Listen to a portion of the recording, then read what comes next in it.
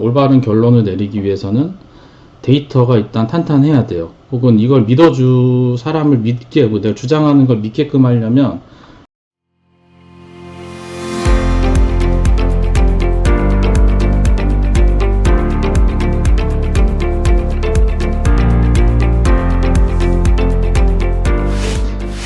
네, 그 과학영재 창의연구 R&E 매뉴얼 챕터 6번째 연구에서의 결론 도출 쪽을 조금 설명을 해드릴게요. 저는 한국교원대학교 기술교육과에서 학생들을 가르치고 있고요. 제 전공은 기계공학이에요. 앞에 이학 하시는 분들하고 조금 성향 차이가 조금 다를 수 있다는 점 좀 감안을 하시라고 이렇게 말씀드리는 거예요. 공돌이는 이렇게 이야기를 하는구나 정도로 좀 이해를 하고 감안을 하고 좀 들어주시면 될 것 같아요. 네, 첫 번째 그 책에 나왔던 순서대로 가설 검증과 의미 해석, 그러니까 결론을 내리는 걸 좀 설명을 해주고 있는 글인데, 연구라는 게 그렇죠. 가설을 세우고, 이 가설은 조금 정교하거나 혹은 좀 어설프거나 상관없어요. 그냥 변수만 나오면 돼. 어떤 변수, 그러니까 변수 A를 바꿨더니 물리량 X가 변할 것이다 정도로만 해도 사실은 가설은 맞는 거죠. 그렇죠?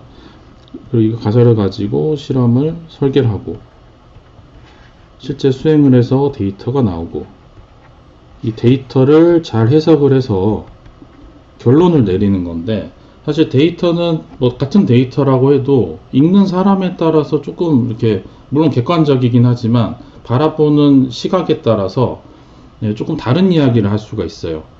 어찌됐건 그럼 논문이라는 거는 내가 어떤 실험을 했고 그 실험 결과로부터 자연 현상을 간단하게 설명하는 이론이나 법칙을 주장을 하는 건데, 이 주장에 대한 근거가 내 실험 데이터인 거죠.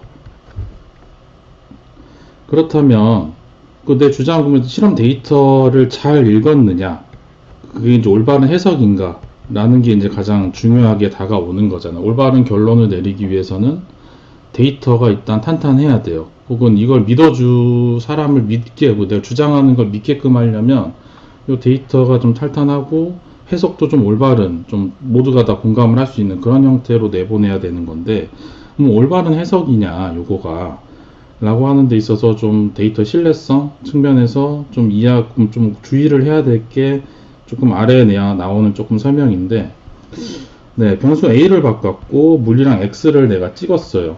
물량 X는 그냥 부피나 온도와 같은 그냥 곧바로 그 측정 장치에서 나오는 그런 물리량일 수도 있고, 아니면 온도랑 부피랑 이런 걸 다 곱하거나 더하거나 해가지고 다른 형태로 만들어낸 그런 물리량일 수도 있어요. 표준 편차나 불확실도를 이야기해서 오차 막대를 그릴 건데, 오차 막대는 두 가지 방법으로 그릴 수가 있어요. 표준 편차든 혹은 불확실도든. 표준 편차라고 하는 거는 실험을 할 때 10번은 실험했다, 5번은 실험했다라고 하면 사실 요게 대표값이긴 하지만 요 대표값 대비해서 위쪽으로 좀 찍히고 아래쪽으로 좀 찍히고 요걸 평균 내가지고 가운데 요 놈이 대표값이다. 이런 식으로 이제 얘네들이 좀 튀고 내려가 올라가고 하는 요런 거를 막대로 표현하는가 하면, 혹은 이제 실험 장치가 내재하고 있는 그런 근본적인 그런 불확실도를 가지고 요 눈금, 이게 오차 막대를 그리기도 해요. 예를 들면 이런 거죠. 부피라고 하면 1ml 눈금을 가진 그런 부피계라고 하면 요 놈은 1ml 정도로 이렇게 왔다 갔다 할 수 있는 거죠. 여기 이 값으로 찍었지만 실제 값은 살짝 위에 있을 수도 있고 살짝 아래에 있을 수도 있고 요런 거죠.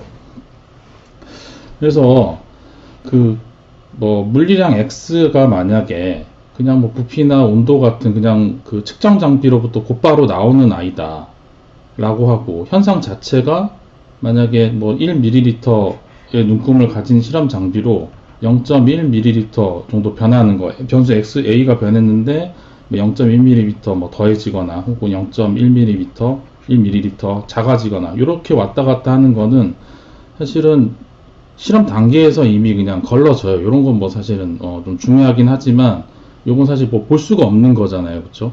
좀 더 정밀한 그런 부피 계가 있으면 요거는 찍을 수는 있겠지만 아무튼 요런 거는 뭐 이런 실험 장비를 찍는다라고 하면 거의 변화가 없음, 영향이 없음 정도로 이제 그 결과가 나오겠죠. 요런 거는 이미 앞에서부터 좀 걸러지는 거라서 괜찮은데, 문제는 이 물리량 X가 여러 가지 측정 장비들의 그 측정한 값의 조합으로 결정되는 그런 계산되는 그런 물리량일 경우에는 조금 이게 좀 이야기가 좀 복잡해져요. 예를 들면 뭐 이건 이따 이제 뭐 불확실도라고 하는 거는 이따가 좀 말씀을 다시 드리겠지만, 첫 번째 뭐 변수 A 값이 뭐 1일 때, 2일 때, 3일 때 이걸 변화시켜 가면서 데이터를 찍었는데, 이렇게 찍어서 잘 찍었고, 결론을 내가 변수 A가 변함에 따라서 물리량 X는 점점 감소하는 형태의 경향을 보인다. 요걸 이제 주장을 하고 데이터를 읽고 뭐 잘 읽었잖아요. 그쵸? 실험 데이터 이렇게 나왔으니까. 근데 문제는 요게 이제 불확실도, 실험 장치가 가지고 있는 내재적 한계로 인해서 실제적으로 요 안쪽에서 값이 존재할 수 있다라고 하면 실제 진리가, 그러면 문제는 이거죠. 나는 실험을 내가 뭐 수백만 번 실험을 할 수는 없는 거니까 뭐 기껏해야 뭐 5번, 10번 정도 할 건데, 5번, 10번 해가지고 이 점을 찍었어요. 근데 이게 이제 실제 값이냐? 실제 자연현상의 참인 값은 여기에 존재를 하는데, 내가 5번밖에 실험을 안 해가지고 그때 또 하필이면 또 운이 좀 그렇게 작용을 해서 이 참값보다 조금 아래쪽에 위치한 값으로 이렇게 점이 이게 찍힌 거죠. 실제적으로 뭐 이렇게 찍혀야 되는데, 네. 이런 경우면 그러면 이 데이터는 이렇게 감소를 하긴 하지만 실제적으로 추세선은 이런 식으로 그어질 수도 있는 거, 혹은 이 아래쪽으로 더 급격하게 감소하는 형태로 나타날 수도 있는 거죠. 실제 그 자연은. 네. 근데 뭐 요거는 뭐 이렇게 감소하는, 그래도 뭐 그나마 감소하는 걸로 나와서 참 괜찮은데, 문제는 뭐 이런 실험은 조금 하면 안 되겠지만서도 뭐 오차 범위가 막 이래요. 막 불확실도를 내가 계산을 해봤더니 좀 실험 장비가 조금 부정확한 좀 그런 장비라서 막 이래. 혹은 실험 장비는 괜찮은데 내가 보는 현상 자체가 정말 워낙에 조금만 변하는 거여서 그 조금 변하는 것 대비해서 실험 장치가 가지고 있는 변화폭이 더 큰 거, 그런 상황. 이런 경우는 이렇게 오차 막대가 너무 크다 라고 하면 내가 실험에서는 이렇게 감소화되는 걸로 찍혀졌지만 실제적으로는 이렇게 증가할 수도 있어 버리는 거죠. 아무튼 요런 경우에 해당하는 거면, 요게 이제 요렇게 데이터가 변하는 게 물리량 변수 A에 의해서 변한 건지 아니면 실험 장비가 가지고 있는 이 불확실도 때문에 변한 건지 판단이 안 서는 경우가 생겨요. 물론 제일 좋은 실험은 이런 거죠. 변수 A를 변화시켰을 때 물리량 X가 변하는데 뭐 똑같이 이렇게 그래서 5번씩 실험을 해서 이렇게 대표값을 찾고 이런 식으로 그래프를 그리고 그때 오차막대가 막 이렇게밖에 안 돼. 그러니까 변수 A에 의해서 변화된 폭은 요 정도나 되는데 실험 장치 자체가 가지고 있는 변화폭은 요거밖에 안 돼요. 그럼 당연히 확실히 벌어진 거니까, 그렇죠? 그럼 얘는 확실히 감소된다라고 표현할 수가 있는데, 뭐 해석을 할 수가 있는데, 그게 아닌 경우, 이렇게 막 널뛰는 경우, 예. 실험 장치를 설계를 할 때 좀 고려를 못 하는 거죠. 아무튼 그런 경우가 이렇게 되는 거고, 이런 경우가 어떤 경우가 있느냐, 불확실도를 해석하는 방법은 이런 식으로 구성을 하면 이해를 하면 되는데, 좀 더 예시를 가지고 조금 설명을 해드리면, 물리량 X가 만약에 Q예요. 근데 이 Q라는 놈은 밀도랑 유량이랑 비열이랑 온도 변화의 곱으로서 나타나는 그런 물리량이에요. 그러면 나는 실험을 온도도 찍고 온도 측정하고 비열은 따로 측정을 하거나 혹은 이 비열을 측정한 문헌 값이 있겠죠. 문헌에서도 자기들이 또 실험을 했을 거고, 그 문헌을 찾아보면 대충 요 문헌 값의 오차 범위가 어느 정도인지 나왔을 거고, 유량은 내가 유량계로 찍고, 밀도도 내가 밀도를 찍으면 되죠. 질량하고 부피를 찍으면 밀도가 나오는 거니까. 이렇게 나는 비열은 문헌값 갖다 썼다고 치면 이렇게 빗금친 이 세 가지의 그런 측정을 통해서 이 Q라는 물리량을 가지고 나는 해석을 하겠다, 이제 그래프를 그린다라고 하면, 이 Q라는 물리량은 이 변수 온도계랑 유량계랑 혹은 밀도 혹은 질량계랑 어떤 걔네들이 가지고 있는 그런 실험 장치의 한계로 인해서 이 값이 얼마만큼 변할 거냐를 계산을 할 수가 있거든요. 이걸 이제 불확실도를 해석한다라고 하는 거고, 예. 공식은 뭐 요렇게랑 같아요. 그래서 이 R이라고 하는 거는 여기서는 Q로 보시면 되고, 이 X1, X2, XK라고 하는 거는 요 변수들인 거죠. 그래서 각각을 편미분을 하고 이제 뭐 아무튼 Q로 나누면 되는 건데, 여기서 이 U는 UX1이라고 하면 X1을 측정한 장비에서의 오차 범위 정도로 보시면 돼요. X2라고 하면 이거 X1 뭐 온도계다, 얘는 뭐 유량계다 라고 하면 온도는 뭐 대충 눈금이 0.1 켈빈입니다 라고 하면 여기에 0.1을 넣으면 되는 거예요. 0.1 켈빈. 예. 유량계는 뭐 밀리리터 퍼 초, 이게 뭐 눈금입니다 라고 하면 이걸 넣으면 되는 거고, 뭐 이런 식인 거예요. 아무튼 그래서 이걸 쭉 계산을 하면, 혹은 이제 이런 식으로 그리게 되면, 요걸 이제 적용을 하게 되면, 이 앞에 거는 Q, 요 Q도 집어넣으면 되고, 요거는 이제 이 변수에 따라서 각각을 편미분을 해주고, 여기에는 실험 장치가 뭐 스펙 시트에서 보통 이야기를 해주는 그런 오차를 넣어줘서 계산을 하면 돼요. 그런 식으로 계산을 하면, 이런 식으로 루트를 벗기면, 전체적으로 루트를 씌우면 이렇게 값이 나올 거고, 요거는 값이 이제 어떻게 보면 퍼센트의 형태로 나오게 되는데, 뭐 0.1 값이 나왔다라고 하면 얘는 10%인 거예요. 그러니까 10%의 값으로 이제 뭐 예를 들면 내가 이제 뭐 값이 5가 나왔다 라고 하면 10% 변하는 거니까 위아래로 뭐 4.5에서 5.5 이렇게 이제 오차막대를 그리면 되는 거죠. 아무튼 근데 보통 대부분의 경우에 대해서는 실험 장비가 그렇게 막 너무 러프한 좀 이상한 실험 장비가 아닌 이상은 요렇게 다 조합을 해도 조합을 해도 그렇게 이게 데이터에 영향을 줄 만큼 그렇게 크지 않아요. 되게 조금인데, 근데 이제 보통, 그래서 보통은 이런 케이스보다, 왼쪽에 있는 케이스보다 오른쪽에 있는 케이스가 좀 더 많아요. 아무튼, 이런 케이스가 좀 대부분인 거고, 근데 문제는 요것보다는 사실 사람 손을 좀 더 많이 타는 거죠. 내가 실험했을 때랑 내 친구가 실험했을 때 데이터가 막 달라.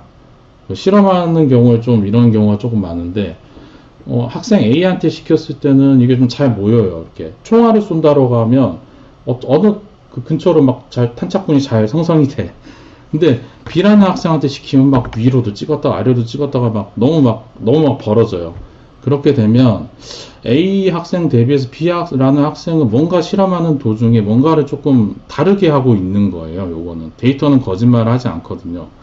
그러면 뭐 학교에서는 이러면 안 되긴 하지만, 진짜 뭐 대학 학예하는 과정에서는 야 너는 좀 실험 좀 아닌 것 같으니 계산을 하도록 해, B라는 학생한테는 그런 식으로 좀 타이르거나, 아니면 굉장히 훈련을 좀 빡세게 시키거나 이런 식으로 해서, 아니면 뭐 정 안 나아지면 B라는 학생이 했던 실험은 다 빼버리고 A라는 학생이 한 거 가지고만 이제 실험 뭐 또 이렇게 시키기도 하고, 뭐 충분히 수가 이렇게 많이 되면 이런 식으로 하기도 해요. 보통은 좀 그렇다라는 거. 네.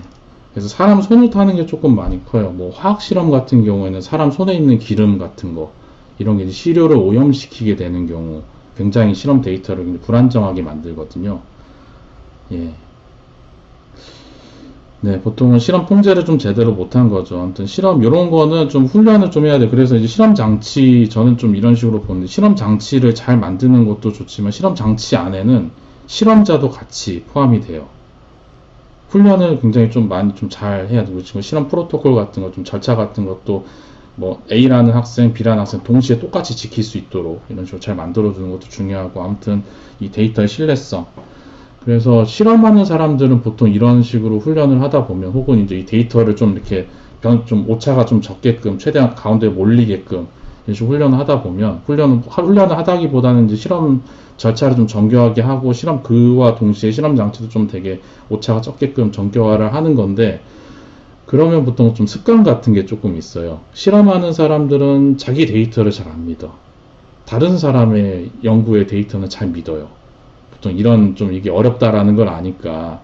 대신 이제 반대로 계산하는 사람들은 자기 데이터는 민데 남의 데이터는 좀, 얘네들 계산 좀 이상하게 했다고. 좀 이런 식으로. 좀 성향이 조금 갈리는, 좀 그런 것도 조금, 좀 재밌는 거죠. 좀 실험하는 사람, 계산하는 사람의 성향이 이렇게 좀 다르다라는 거. 아무튼, 이 해석, 올바른 해석인가. 그러니까 이런 식으로 내 실험 장치는 이런 식으로 불확실도를 측정을 했을 때, 혹은 계산을 했을 때, 그 변수 A 변화 대비해서 굉장히 작은 값으로 불확실도가 생기기 때문에 내가 실험을 한 결과, 그러니까 예를 들면 변수 A가 변화했을 때 물리량 X가 이렇게 막 많이 떨어지는 거는 확실히 믿을 수 있습니다라고 신뢰할 수 있다라는 거를 설득을 해줘야 돼요. 보고서든 발표든. 예, 이게 가장 기본이고, 이거 이후로 나가서 이제 그 그래프를 읽든 하든 그 다음이 존재를 하는 거죠. 네, 그래서 첫 번째 가설 검증과 의미 해석 쪽에서는 이런 것만 조금 주의를 하면, 네, 결론 내리는 데는 크게 어렵지 않아요. 보면 되잖아요. 그냥 그래프 그리는 거. 변화가 없다, 혹은 감소한다, 증가한다, 아니면 좀 증가하다가 감소한다, 그러면 최적점이 하나 존재하는 거고, 혹은 감소하다가 다시 증가한다, 그러면 다시 최저점이 또 존재하는 거고, 이런 거잖아요. 네, 그런 거는 데이터로 잘 보여주면 된다라는 거예요.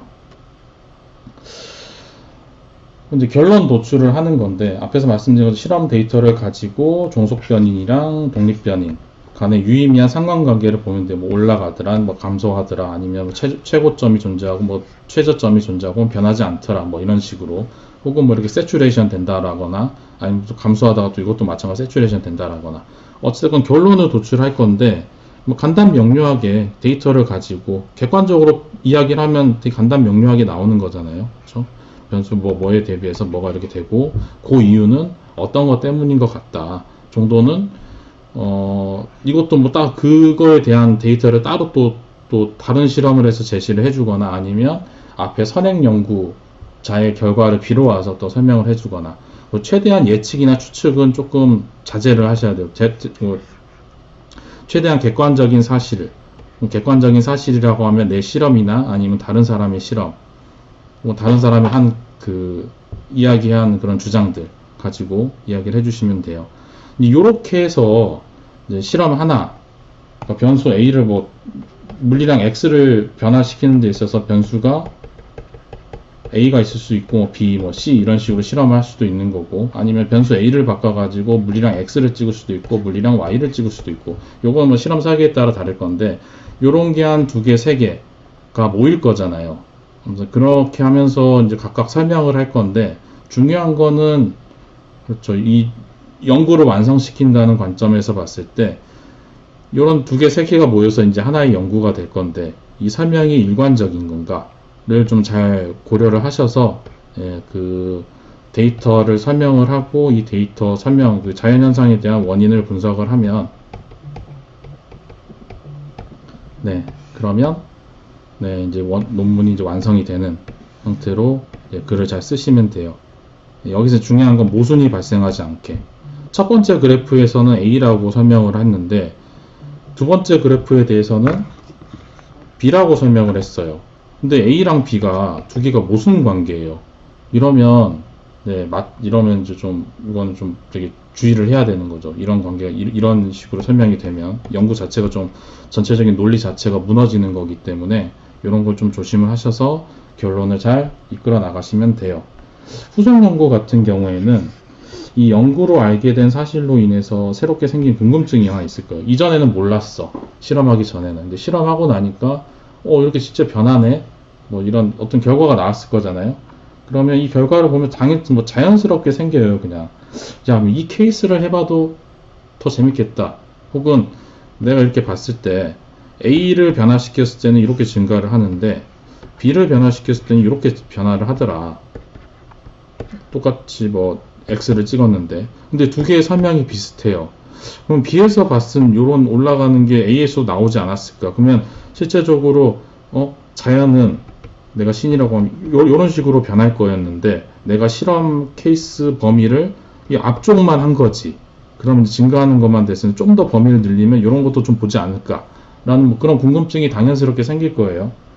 아니면 이 연구하는 과정 중에 이 분석하는 과정 중에 그 근거를 찾기 위해서 다른 사람의 논문을 막 읽었는데, 좀 새롭게 뭐 비슷한 내가 했던 실험을 그대로 반복을 하면 되는데, 뭐 재료가 좀 새롭게 뭐가 나왔어. 그럼 이 재료를 넣어서 이 똑같은 분석을 하면, 그것도 재밌을 것 같아.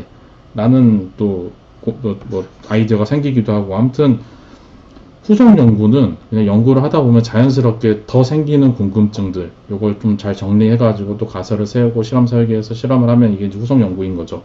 그래서 보통은 대학원에서 실험을 한다라고 하면 논문 쓰기 전에 일단 실험을 쭉 하다 보면 또 궁금한 거 생기고 또 실험을 하고 또 실험을 하고 해서 쭉 실험 데이터가 되게 많이 쌓여요.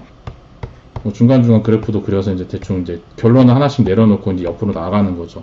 그렇죠? 그런 과정에서 이제 좀 막 열심히 하고 있으면 지도 교수님이 오셔서 야, 너 뭐 하고 있냐라고 막 이거 하고 있습니다라고 하면 야, 이거 빨리 정리해서 좀 여기서 한 번씩 끊어줘 이렇게. 자, 여기 끊어가지고 논문 하면 일단 정리부터 해. 이런 식으로.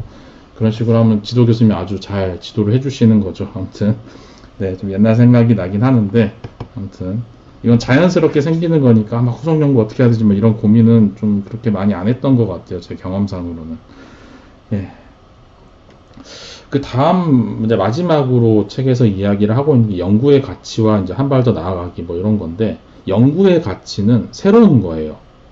그럼 새로운 게 어떤 거냐 연구 쪽에서 뭐 새로운 분야를 개척을 한다든지 아니면 새로운 현상을 본다든지 아니면 데이터가 너무 새로워 혹은 설명이 이제까지는 A라는 방법으로 설명을 막 했는데 이걸 좀 한번 좀 삐딱하게 좀 보니까 혹은 다른 분야의 좀 이론 연구 결과를 가져와서 좀 힌트를 얻어가지고 다르게 설명을 한다거나 이런 식의 좀 새로운 것들 모든 이 네 개 중에 하나는 새로운 게 있어야 이 앞에 있는 선행 연구의 중복이 아닌 거죠.